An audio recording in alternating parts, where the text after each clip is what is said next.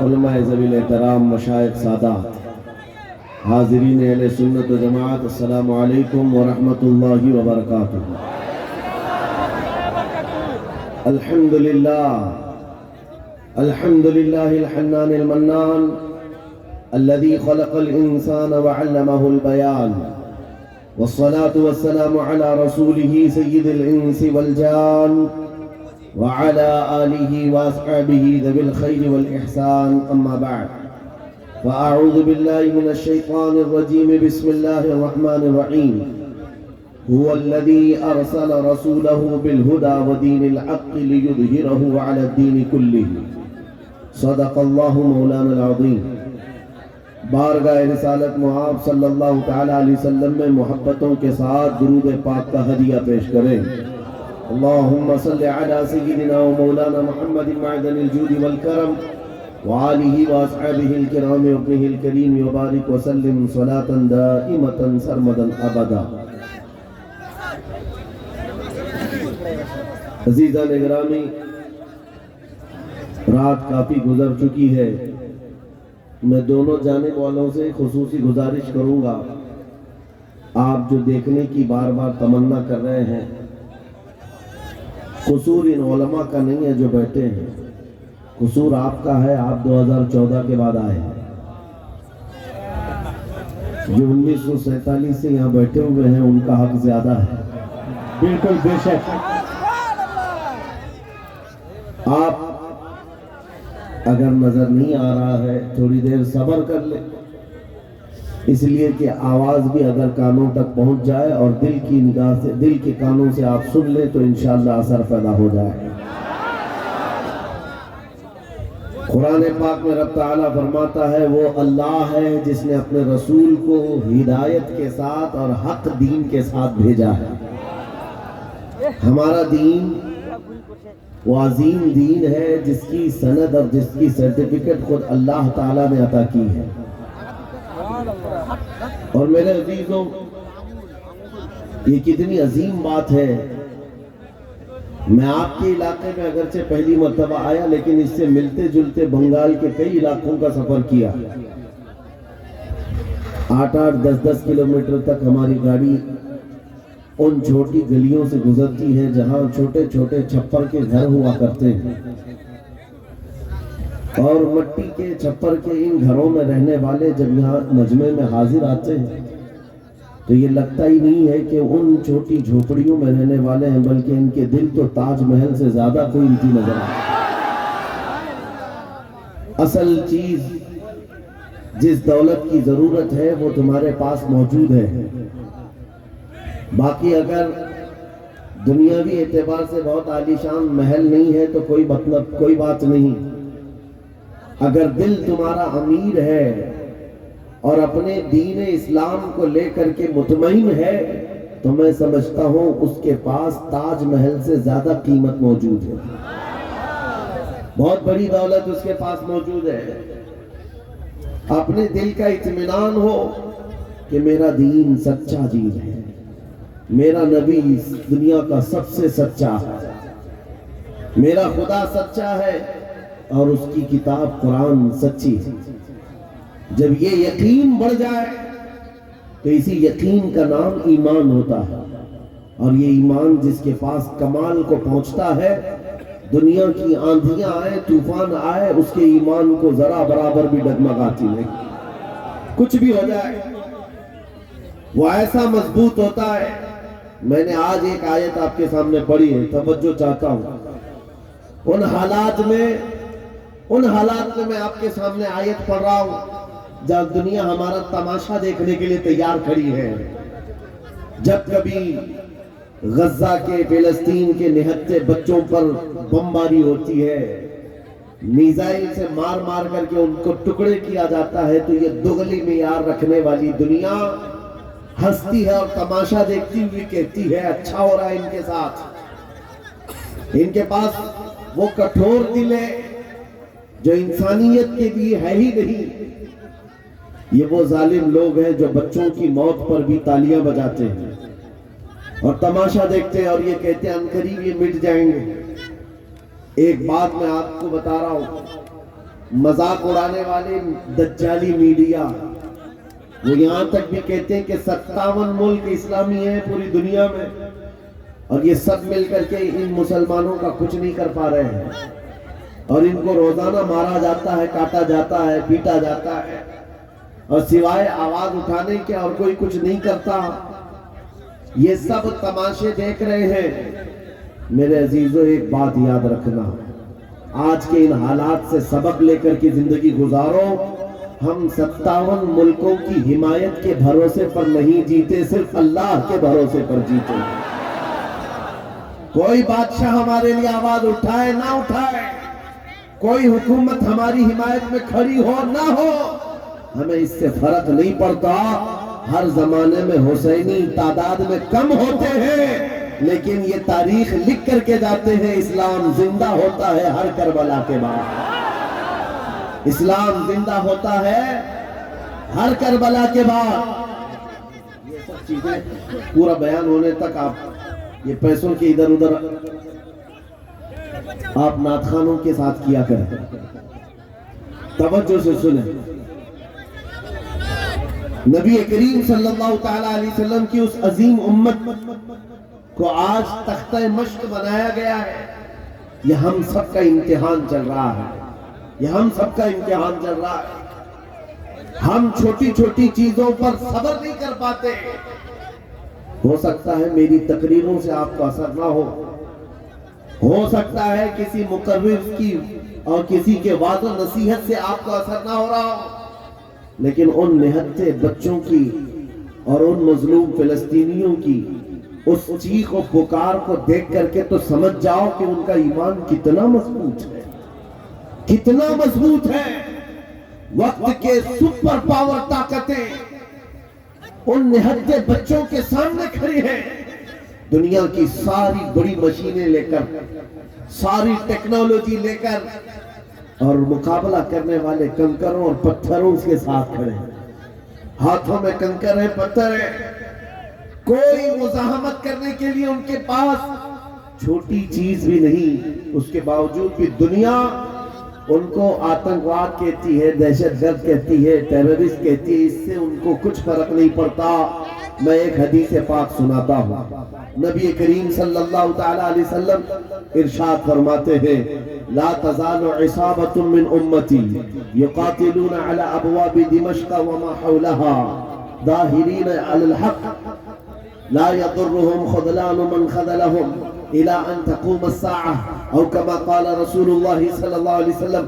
میرے آقا فرماتے ہیں قیامت تک میری امت میں سے ایک جماعت ایسی ہوگی جو دمشق کے دروازوں پر اور بیت المقدس کے آس پاس لڑتی رہے گی، لڑتی رہے گی، حق کے لیے لڑتی رہے گی، کسی کے برا چاہنے سے ان کا کچھ برا نہ ہوگا، قیامت آنے تک وہ حق کے لیے لڑتے رہیں گے۔ میرے آقا صلی اللہ علیہ وسلم نے فرمایا قیامت تک وہ حق کے لیے لڑتے رہیں گے، کسی کے برا چاہنے سے ان کا کچھ نہیں ہوگا۔ اب میں یہاں بات پوچھتا ہوں، برا چاہنے سے کچھ نہیں ہوگا یہ حدیث میں کہا جا رہا ہے، جبکہ ظاہر میں ہم دیکھ رہے ہیں ان کی تو عمارتیں ٹوٹ کر ختم ہو گئی، ان کے بچوں کے ٹکڑے ہو گئے، ان کے ہاں ایک ایک قبر میں 80 میتوں کو رکھا گیا، اور حدیث میں کہا جا رہا ہے ان کا برا چاہنے والے لوگوں سے، ان کا برا چاہنے سے ان کا کچھ نہیں ہوگا۔ ارے بہت کچھ ہو گیا، ان کے اسپتال ٹوٹ گئے، ان کے گھر برباد ہو گئے، ان کی زمینیں تباہ ہیں، ان کے گھر بار سب ختم ہے۔ پھر حدیث میں یہ جو کہا جا رہا ہے ان کا کچھ برا نہیں ہوگا، مطلب یہ ہے میرے عزیزو، میرے آقا کا فرمان ہے دنیا کے برا چاہنے سے ان کا کچھ نہیں ہوگا۔ مطلب گھر ٹوٹ جائے، بچے ختم ہو جائیں الگ ہے، رشتے ٹوٹ جائیں الگ ہے، لیکن پوری دنیا ایک طرف ہو جائے ان کے ایمان کا کچھ بھی برا نہیں ہو سکتا۔ اور اگر ایمان محفوظ ہے تو دنیا کی سب سے بڑی دولت موجود ہے۔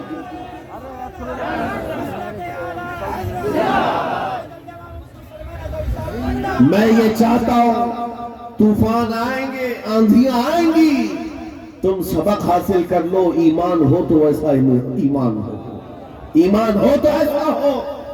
ارے میاں ان کے اوپر سے میزائلیں گزر رہی ہیں اور وہ سوکھی روٹی کھانے میں مصروف ہیں، ان کے ہاں بچوں میں 6 سال کی بچیوں میں یہ جذبہ ماں باپ نے پلایا ہے.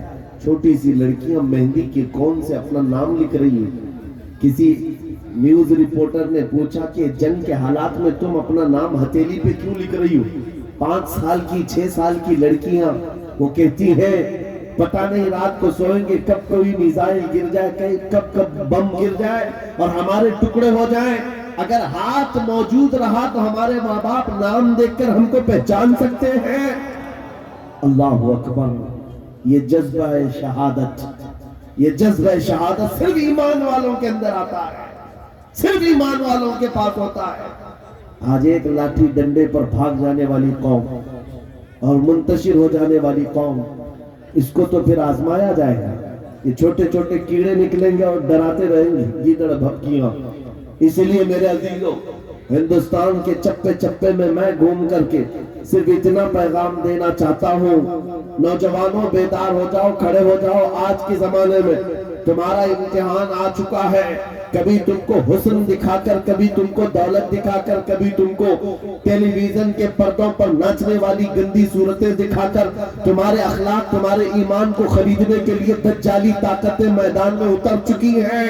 جب اس طرح کی دعوتیں تمہارے پاس آ جائیں, ٹھوکر مار دینا اور اس کے بعد پھر دنیا کو یہ اعلان کر کے کہنا مجھے دولت سے کوئی سروکار نہیں, مجھے حسن و شباب سے کوئی سروکار نہیں, مجھے تمہارے دیے ہوئے سکے اور ٹکڑوں سے کوئی سروکار نہیں. اپنا سب کچھ گنبد خضرا کل بھی تھا اور آج بھی ہے. میرے نبی سے میرا رشتہ کل بھی تھا اور آج بھی ہے. یہ ایمان ہو جائے نوجوانوں کا, میرے نبی سے میرا رشتہ کل بھی تھا اور آج بھی ہے. بس یہ جذبہ بیدار کر لو. چاہے جیسے بھی سیلاب آئے, جیسے بھی طوفان آئے, جیسے بھی آندھیاں آئے, آ کر چلی جائیں گی, تمہارا پتا تک نہیں اکھاڑ سکے. اس لیے کہ یہ وہ اسلام ہے. 1400 سالوں سے اس پر کتنی مرتبہ طوفان آئے, کتنی مرتبہ ایسے ایسے ظالم آ کر کے اس کے پتے نوچنے کی کوشش کرتے رہے, لیکن اسلام پھل رہا ہے, پھول رہا ہے, آج بھی ہے. اور آپ کو میں بتاؤں, وہ یورپ جو اسلام کی دشمنی میں سب سے آگے ہے, لیکن پوری دنیا کی آج ان کا ڈیٹا نکالے تو پتا چلے گا سب سے زیادہ یورپ میں پھیلنے والا کوئی دین ہے تو وہ دین اسلام. تم جتنا ہی دباؤ گے اتنا ہی یہ ابھرے گا. اسلام کی فطرت میں, قدرت نے وہ لچک دی ہے, جتنا ہی دباؤ گے اتنا ہی وہ ابھرے گا. میں نوجوانوں سے کہنا چاہتا ہوں, تم اپنی زندگی گیم میں, انٹرنیٹ کے ان گندی تصویروں میں, فیس بک اور انسٹا میں گزار کر کے دنیا سے چلے جاؤ گے تو کل قیامت کے دن تم سے بھی سوال ہوگا. جب چھوٹی بچیاں چیخ رہی تھی, جب امت محمدیہ پر سخت ترین وقت آ چکا تھا امتحان کا, اے نوجوان تو اپنی نوجوانی کہاں برباد کر رہا تھا, کن اڈوں پر بیٹھا تھا, تو کون سے تاش کے پتے کھیل رہا تھا, تیرے ہاتھ میں تو نشہ تھا. اگر قیامت کے دن سوال ہوا, یاد رکھو محدثین فرماتے ہیں صرف اللہ کا ایک سوال, میں نے تجھے جوانی دی تھی کہاں خرچہ کیا. اس کا جواب دیتے دیتے کچھ لوگوں کو 500 سال لگ جاتے, کچھ لوگوں کو 400 سال, کچھ کو 500 سال لگ جاتے. آج اللہ نے جوانی دی ہے. میں یہ نہیں کہتا کہ سب اتر جائیں گے میدان میں اور ہم جنگ کے لیے جائیں, ہمارے وہ حالات نہیں ہے, لیکن اللہ کا فرمان ہے جب کسی قوم پر کوئی آفت نازل ہوتی ہے تو یہ عبرت کی جگہ ہوتی ہے, عبرت کا وقت ہوتا ہے. انسان کو چاہیے کہ وہ اپنے اندر اور باہر کو صحیح کر لے, اپنے اندر اور باہر کو سدھار لے. یہ رات بھر گانے سن کر کے سونے کی عادت کو بدل دے, نمازوں کو ترک کرنے کی عادت ختم کر ڈالے, اپنی نیند کو سب سے زیادہ اہمیت دینے کی عادت ختم کر ڈالے. تمہیں اگر جنت کی خواہش ہے تو یہ دنیا کا عیش چھوڑ دو. اگر مصطفیٰ کریم صلی اللہ علیہ وسلم کے پڑوسی بننا چاہتے ہو جنت میں تو یہاں کی عیاشیوں کو ٹھوکر مار.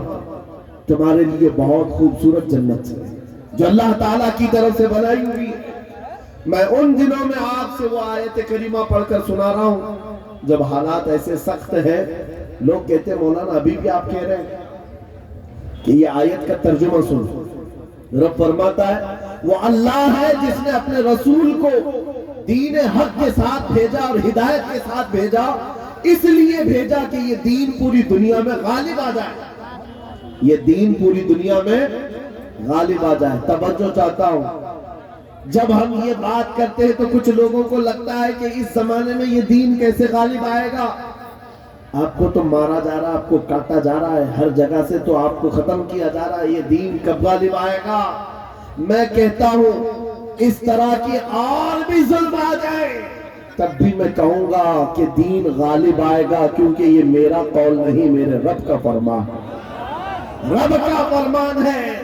اللہ کریم نے فرمایا ہے تو ہو کر رہے گا۔ آسمان نیچے آ سکتا ہے، زمین اوپر جا سکتی ہے، لیکن میرے مولا کا قول جھوٹا نہیں ہو سکتا، قرآن کا فرمان غلط اور باطل نہیں ہو سکتا۔ دنیا میں یہ دین غالب آئے گا اور وہ وقت قریب ہے۔ ظلم جب بڑھ جاتا ہے تو اللہ تبارک و تعالیٰ کی طرف سے ظالموں کے لیے عذاب آتا ہے۔ چند دن کے بعد دیکھنا، جب رب تبارک و تعالیٰ کی پکڑ ہوگی ان ظالموں کی، تم ان کو اخبار کے کسی کونے میں بھی نہیں پاؤ گے، ان کا نام و نشان ختم ہو جائے گا۔ ہم یہاں پر تاریخ کے جھروکوں میں دیکھتے آئے ہیں، نبی پاک صلی اللہ تعالیٰ علیہ وسلم کی عظمت اور ان کی شان پر بھونکنے والے کتے چند دنوں کے بعد ایسے غائب ہو جاتے ہیں، ان کا کوئی پتہ ہی نہیں ہوتا، ان کا نشان بھی نہیں ہوتا۔ آپ کو میں تاریخ پوری اگر بتاؤں، ایک دو نہیں کئی گستاخ رسول آئے، کتنوں کو یاد ہے ان کے نام، کتنوں کو معلوم ہے ان کی تاریخ، لیکن میرے نبی کی تعریف کرنے والے حسان بن ثابت سے لے کر کے امام احمد رضا تک ہر عاشق رسول لوگوں کی زبانوں پر نہیں، لوگوں کے دلوں پر حکومت کرتا نظر آتا ہے۔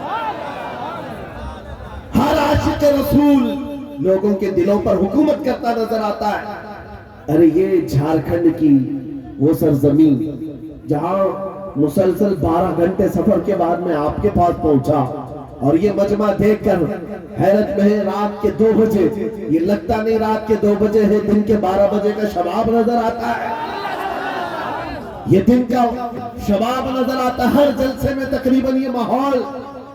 میرے عزیزوں، میرے لیے لوگ 2 بجے تک جو انتظار کر رہے ہیں وہ اسی لیے نہیں کہ کانگریس پارٹی کا نیتا آیا ہوا ہے یا بی جے پی کا کوئی نیتا آیا ہوا ہے، یہ نیتا کے لیے بیٹھی ہوئی پبلک نہیں ہے، مصطفیٰ کریم کے ایک ادنا غلام کے لیے زندہ بیٹھے ہیں، نبی پاک صلی اللہ تعالیٰ علیہ وسلم کے غلام کے لیے۔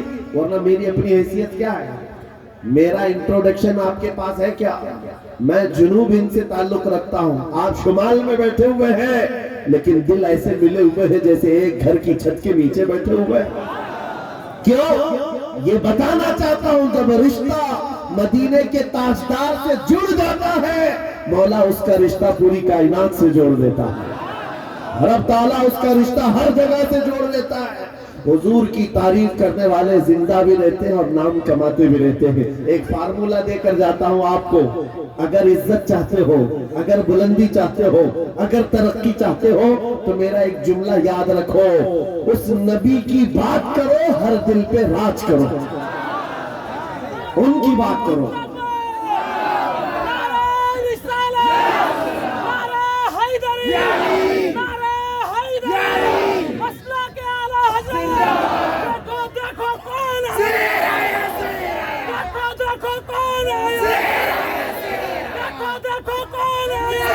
جب تک بکے نہ تھے تو کوئی پوچھتا نہ تھا، یا رسول اللہ تم نے خرید کر ہمیں انمول کر دیا۔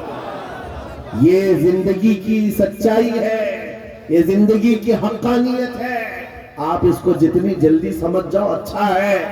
اسی لیے اس کے قدموں میں عزت مت ڈھونڈنا۔ ہم نے دیکھا ہے 40 سال پارٹی کی خدمت کرتے رہے، بوڑھے ہو گئے تو پارٹی نے سائیڈ لگا دیا۔ صاحب آپ کی عمر ہو گئی، اب جوانوں کو ٹائم دیا جائے، آپ ریٹائرمنٹ کی زندگی گزارو۔ نیتا جی اب ریٹائرمنٹ کی زندگی گزار رہے ہیں، نہ بھیڑ بھاڑ ہے، نہ کوئی پوچھنے والا ہے، لیکن نبی کا غلام جتنا بوڑھا ہوتا ہے اتنی عزت بڑھتی چلی جاتی ہے۔ اس کے ریٹائرمنٹ کا ٹائم نہیں آتا۔